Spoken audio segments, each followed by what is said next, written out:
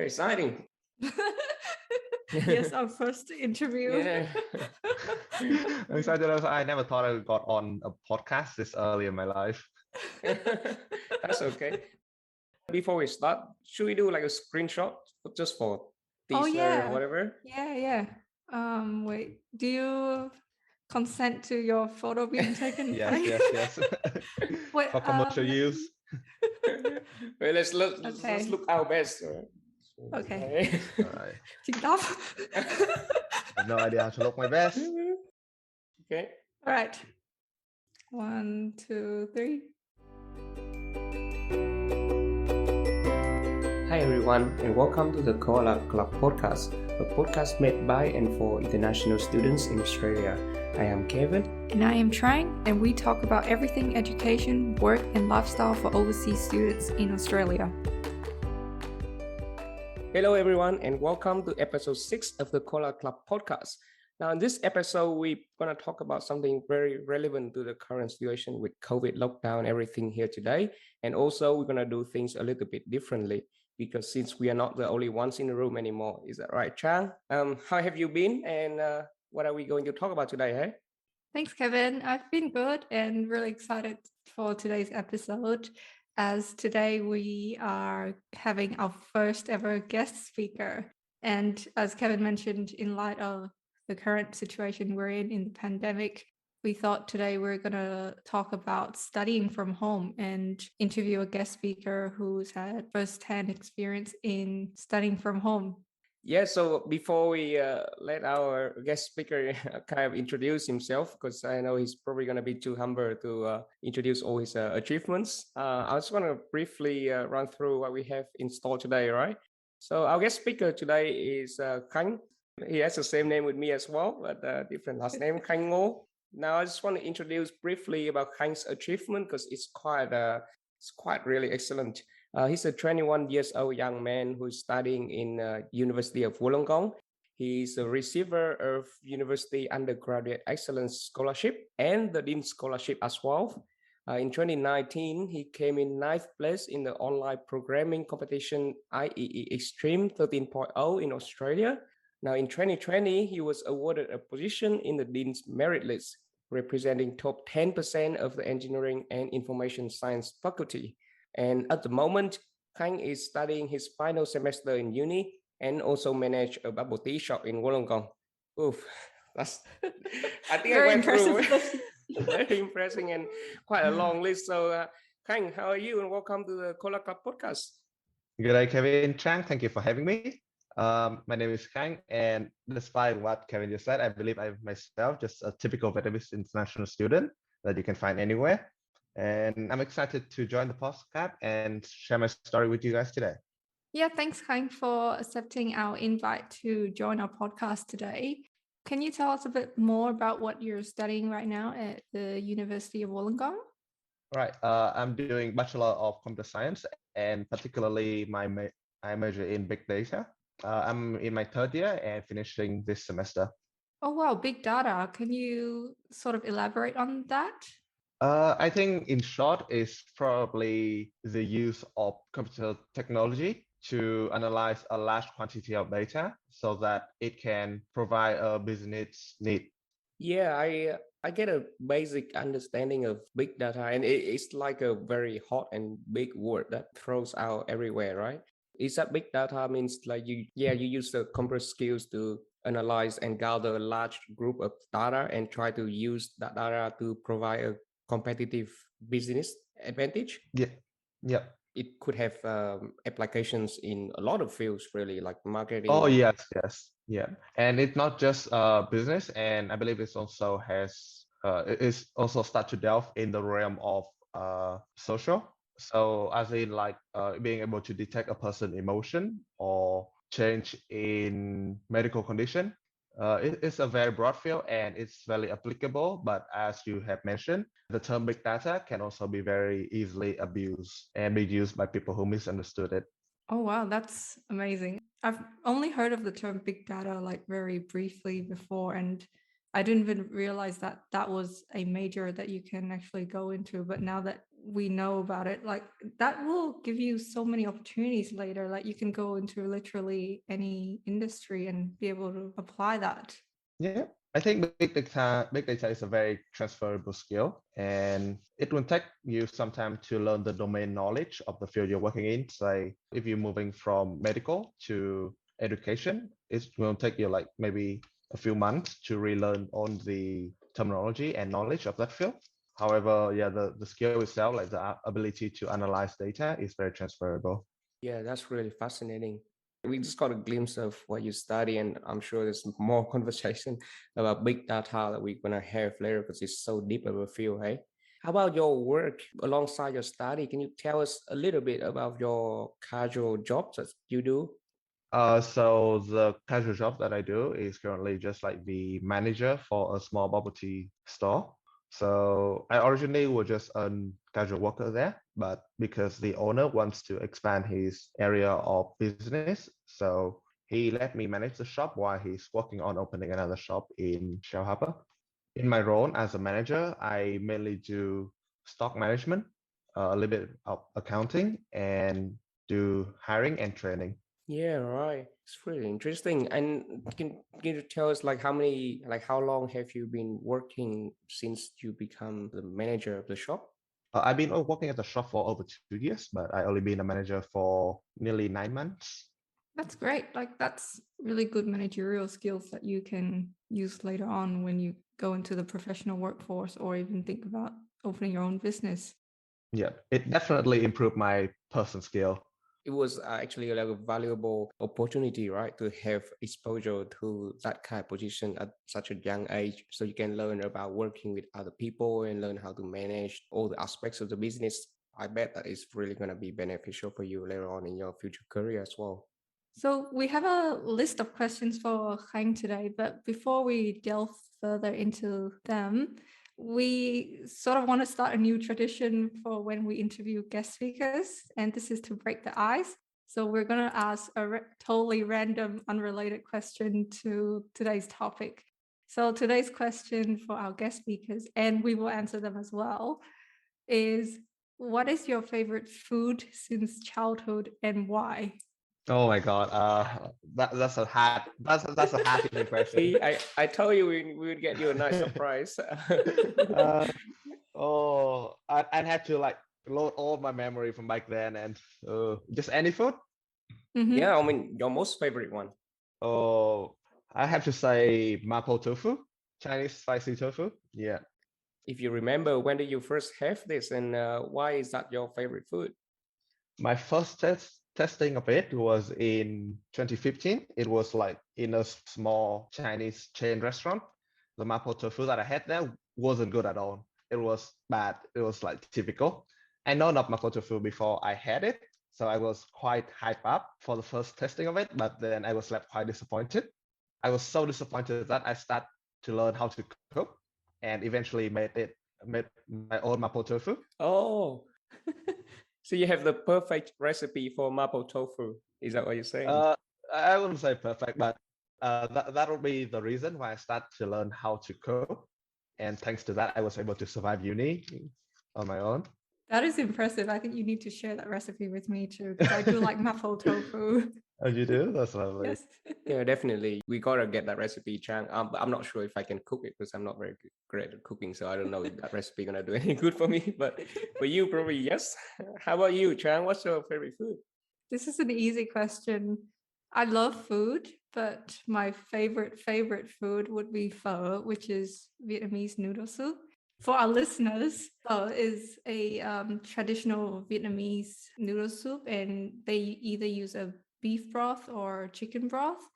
And it's like the ultimate comfort food for me. So ever since growing up, like we would eat it for breakfast nearly every day. And especially now that I'm in Australia, I really do miss it because the pho that you have in Australia is very different to the traditional one we have in Vietnam. Whenever I think of pho, that brings back a lot of beautiful memories from my childhood. And I love the taste of it and the comfort of it. And I can eat that breakfast, lunch, dinner every day.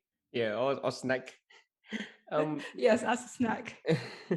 I love pho as well. Yeah, first the go-to breakfast or lunch or dinner, first go-to meal in Vietnam, right? That's why probably a lot of people have favorite for it. For me, I'll have an easy one, which is I think it's called caramelized pork stew or slow cooked pork stew. What I love because when I was small, I used to stay at my grandma's house a lot because it's close to my primary school and my middle school. And she used to cook caramelized pork, do eat with rice for probably a lot of the time. And I just love it. I just love the rich flavor you have, and especially once you slow cook it a bit, probably you cook it on small heat for 1 hour or up, and it's kind of melt into your mouth. Ever since I've been loving it, and I still have a lot of it regularly every week now. With now that my wife cooked it a lot, so yeah, that's my favorite food. Yeah. Yeah, another traditional food of Vietnam. And yeah, I can totally relate to you when you describe that melt in your mouth Oh, flavor and that rich flavor. yeah, Yeah, I'm it's very hungry now. nostalgic. Yeah, great to have those questions. I think now we can dive right in with our questions for Khanh, right? Let's go. So when did you start studying from home? And has there been any periods of blend between studying at home and on campus learning ever since you have this COVID lockdown? Let's see. Ever since the COVID lockdown, it's just like a long stream of lockdown and like with regular interval of hope that we believe that the lockdown can be released, right? So I think in Australia it all started in March or April 2020, and the university were very quickly on following the state government local like guidance. So no gathering of more than 20 people in a room or something like that. We pretty much start to move to online learning straight away. I don't think there was any blend of at home and campus learning. If there's any, it's probably just me going to the uni library to do some material gathering or to do some hard processing work that I cannot finish at home. So it's quite a disrupt. It's quite a sudden change, right? Once it hit it, and all of a sudden overnight, you have to switch to online learning and study from home. Yeah. Yeah, and it's been a really prolonged period too. You're saying from March, April last year till now, it's pretty much a year and a half, and that's like half your degree. Yeah, that's more than half my degree. My second year and my third year is on online. It's certainly certainly a strange time for all of us, including all the international students who already study in Australia. Especially so because in my first year, I made it a point to never miss a lecture, never miss a tutorial. I always go on campus to study. And that's why when suddenly that you don't have to go to campus for lecture and tutorial anymore, I got quite a hard time to adapt to it, Right. Yeah, you have to improvise really quickly and change your goals. especially in the motivation department. Yeah, we'll talk more about the motivational department later on in the episode. But are there anything that you enjoy about studying from home full time? Oh, definitely. One thing is my setup, my study setup. So, in uni lecture hall or even in tutorial, the table space that you have for yourself is very limited. And sometimes there's not even a charger in the lecture hall because my computer is quite power intensive. I always have to carry a charger with me. And if I have to study the full day, I probably need to take like an hour break in the library just to charge my laptop. So with the lockdown, I don't have to do that at home, and I can have my full dual monitor setup with like a tablet and a notebook to take note.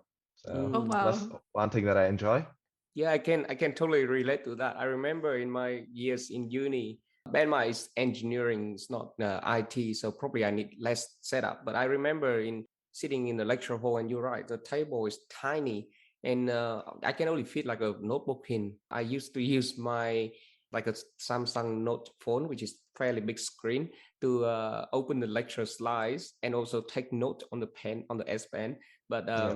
now that thinking about it, it's not really a productive or efficient way of taking notes. And I'm sure when when we study from home, you have the dual monitor and you can take note comfortably in your home. That'd be much better setup.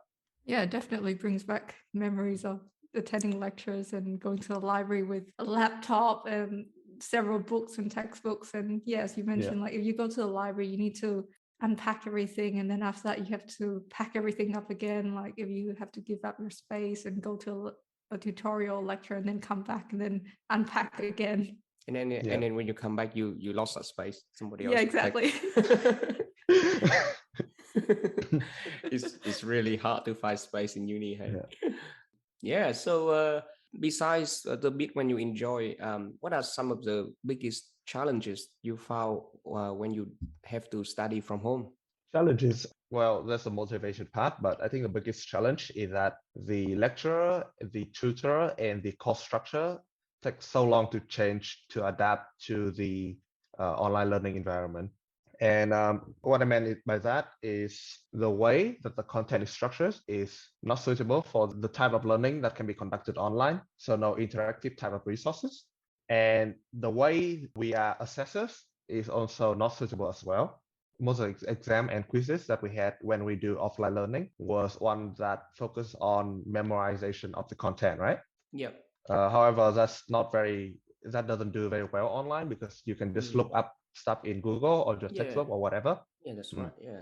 I mean, you have had to study from home for almost 2 years now. So did you see the change or the improvement from uni during those time in regards to the challenges you just said?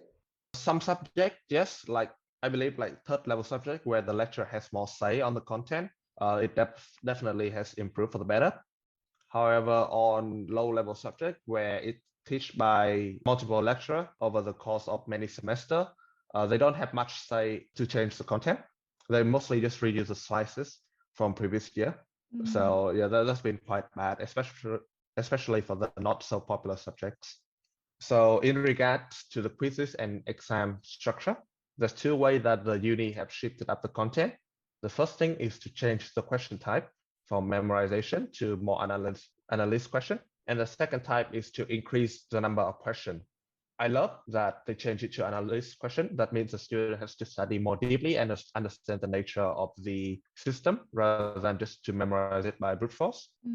But however, that does come with a detriment is that even though the type of question change, the number of questions remain the same. So the time it takes to answer an analyst question is definitely longer than the time it takes to answer like a defined question, right? Yeah. Like sometimes the exam doesn't change the number, like reduce the number of questions, and that causes for some time crunch. I had the experience of that twice already, and that's not very pleasant. So really, they should have decreased the number of questions, right? By making the questions seems harder and deeper. If they keep the same questions, that the exam will be harder for students. Yeah. I mean, I would still rather that to just keep them like memorization and then just increase the number of questions to the point that you cannot do it without like writing continuously. That's just ridiculous. Okay, so you've mentioned quizzes. So how about group projects? I don't know if your course has a lot of group assignments or group projects that you need to do. And if so, what was your experience like doing group projects from home with your classmates? Definitely. My course has probably like 1 to 2 group assignment based subject per semester. So I had the pleasant experience of doing online group assignments. Let's say it does come with its upside, however, in that you can freely choose your tutorial time slot and you can get match up with your friends from other time slot. So I was able to make some arrangement beforehand, and with the exception of 1 or 2 subjects, I always have like my friend who I trust in their ability and their work ethic to work with me. So it's not all that terrible. Okay. I think that's a great point because I'm sure we all have had that one member group who disappear from the start to finish and turn up at the end when assignment is due in 30 minutes or so, right? Yeah, I'm thinking out of someone right now. Yeah, for sure. Because in like normal uni days, when you do group projects, you'd see them in class. So at least you can chase them up if they haven't done their part. But if this is all from home online, you can message them and they can just leave you on scene, right? It's like, answer my Zoom call. Who are you? The part I can see benefits with the group projects during this online learning is probably the flexibility in time, right? The flexibility and the benefit of you can kind of choose the people you want to work with. people that you trust and people that you know that, will contribute to a good teamwork. I think that's great. I think that's what all the group projects should be, online learning or not, because, a lot of the time we're very frustrated with getting into like a bad team or have a bad team member or something, right? What do you think about this, Chan? Yeah, for sure. But the other side is that you think that group projects would prepare you for work in the professional workforce later on. So when you go and work for a company and you need to work with other people, they may not be people you necessarily like, but you'll still have to work with them, and they probably have qualities that probably don't align with you and probably on different wavelengths most of the time. So I guess group projects at uni prepare you for that if they randomly assign you to other students that you may not have necessarily picked to work with. So I guess that part is important too in terms of group projects. But I know during uni days, grades and marks are very important. So you obviously want to maximize your marks. So if you can pick group members that are aligned with you and have the same goals, then you get the marks you want. So both sides, I guess, I see it from both sides. Yeah, that's a really good point. Yeah, you're right. Like it does prepare us for the worst, you may say. And when you get out in in the workforce, yeah, you may have had the same team member, and that you have to work with, and you have to find a way to improve your work Yeah, that's right. productivity for all teams. My capstone subject is actually also a group-based project. We're working for a medical company, Yeah. Oh, wow. medical imaging company. Yeah. So are you doing that right now?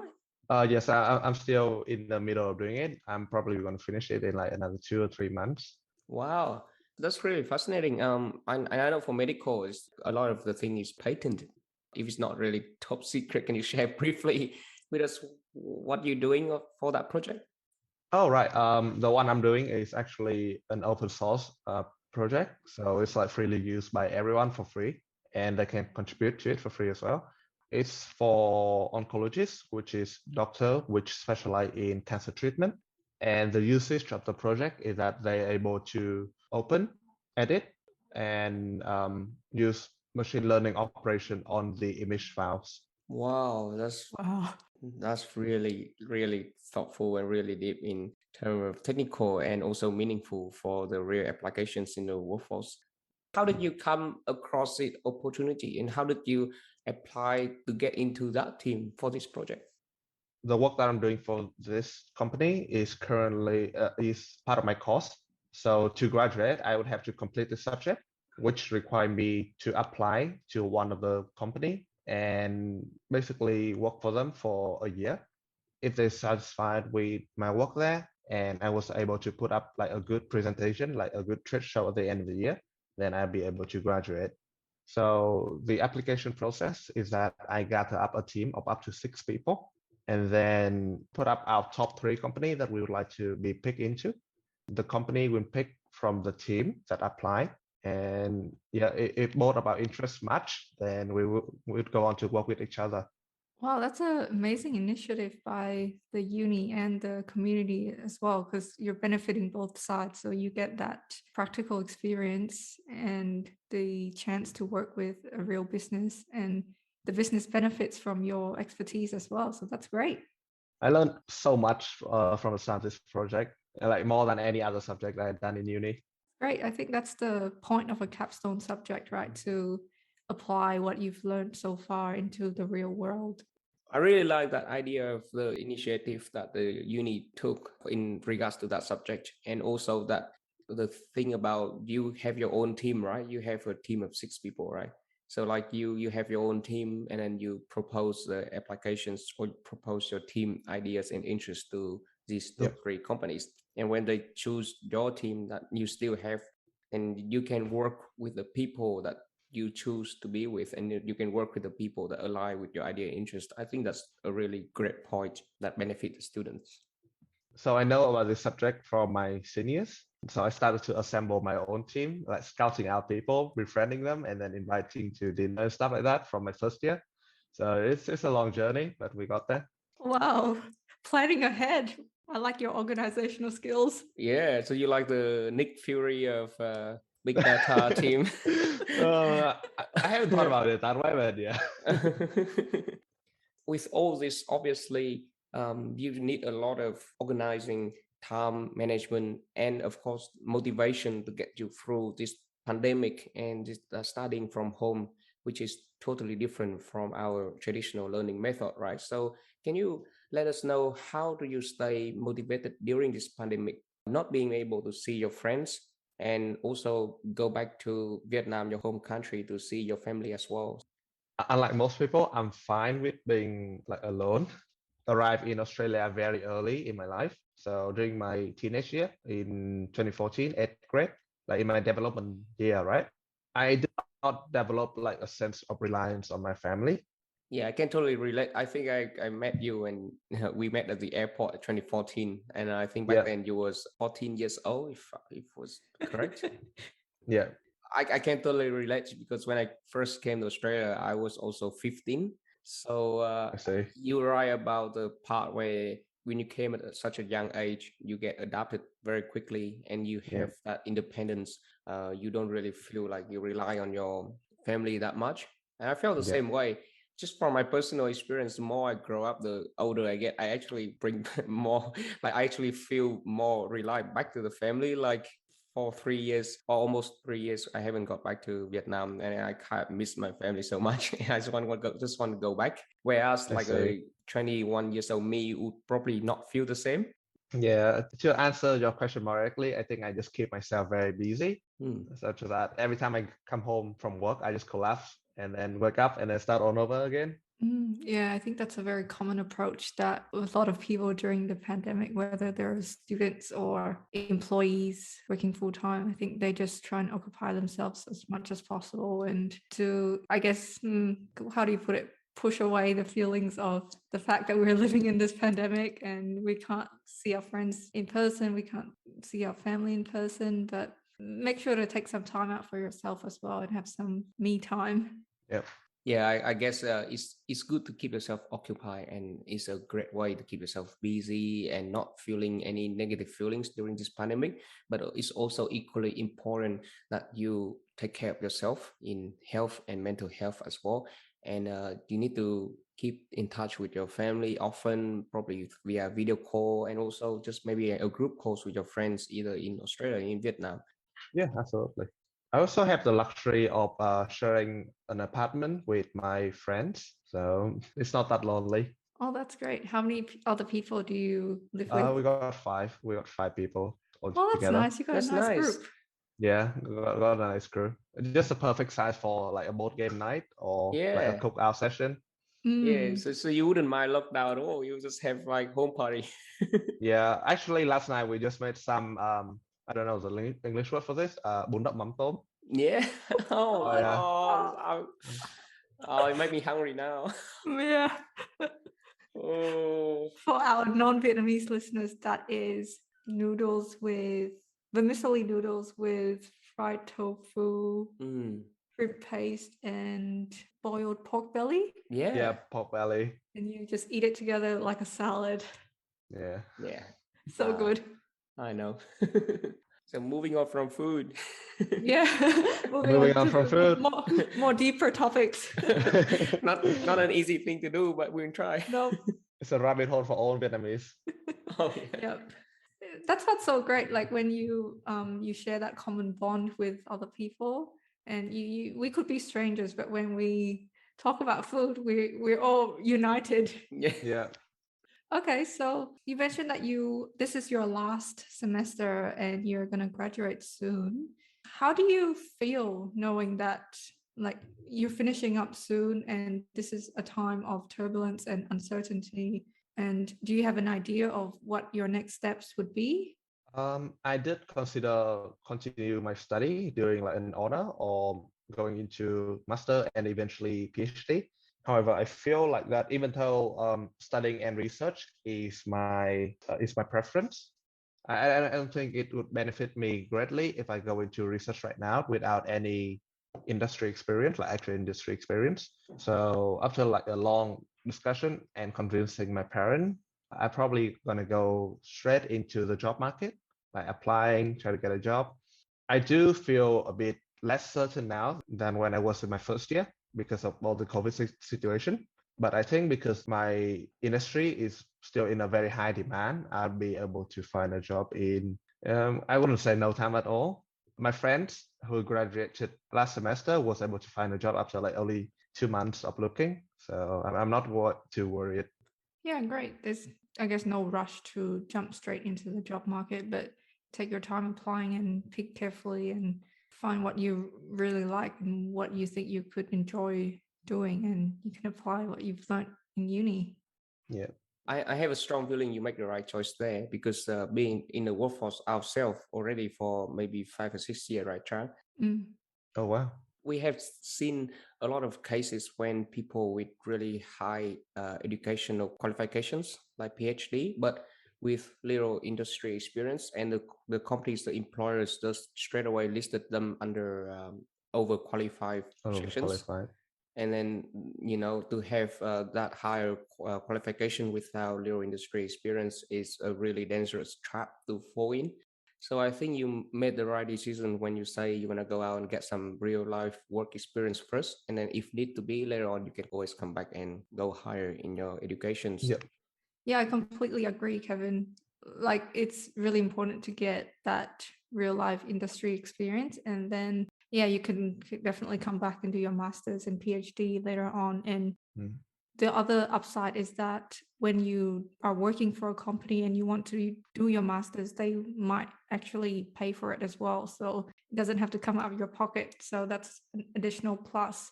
And the other thing I was thinking of is if you continue your studies right now, especially in this uncertain time when things are changing very quickly, and especially big data is changing very quickly, people who are in industry might grasp those changes before you, whereas you're in this I guess education world or bubble.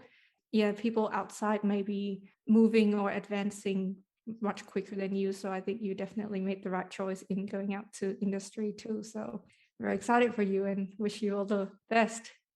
Thank you, Chan. Yeah, absolutely. I agree. Like when the entire COVID started, no one would expect Zoom to explode that much, right?